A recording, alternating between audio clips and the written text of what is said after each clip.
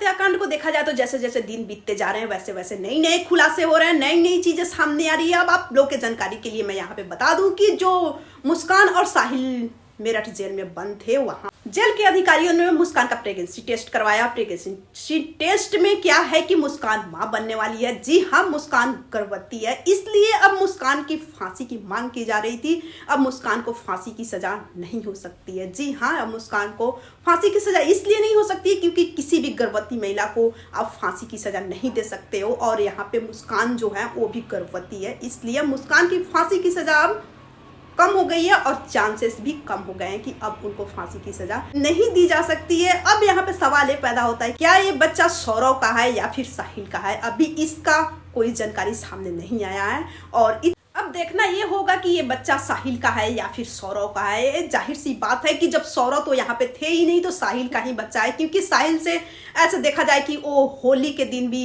साहिल के साथ ही एंजॉय करती हुई न, क्योंकि 3 मार्च को ही सौरव को मार के ड्रम में डाल के और सीमेंट से जमा दिया था, और उसके बाद मुस्कान साहिल के साथ मनाली चली गई थी। जी हाँ, 15 से 16 दिन वो लोग जम के वहां पे हनीमून मनाए और हर एक वहां पे एंजॉय भी किया, और होली भी वो लोग जम के मनाए। और आप लोग देख सकते हो स्क्रीन पे कि ये लोग क्लब में डांस करते हुए नजर आए, जहां पे साहिल अपनी बालों को बिखेर बिखेर के डांस कर रहे हैं। जाहिर सी बात है कि ये बच्चा साहिल का ही है। तो आप लोग क्या कहना चाहोगे मुस्कान के इस बच्चे के बारे में या फिर मुस्कान के बारे में? आप लोग अपनी राय कमेंट सेक्शन में जरूर देना, और ऐसे ही ढेर सारे और न्यू अपडेट के लिए आप हमारे चैनल में बने रहे। इस चैनल के माध्यम से आपको हर एक लेटेस्ट न्यूज आप तक पहुंचेगी, इसलिए आप लोग इस चैनल को ज्यादा से ज्यादा प्यार और सपोर्ट जरूर करें और हमारी वीडियो को ज्यादा से ज्यादा शेयर करें।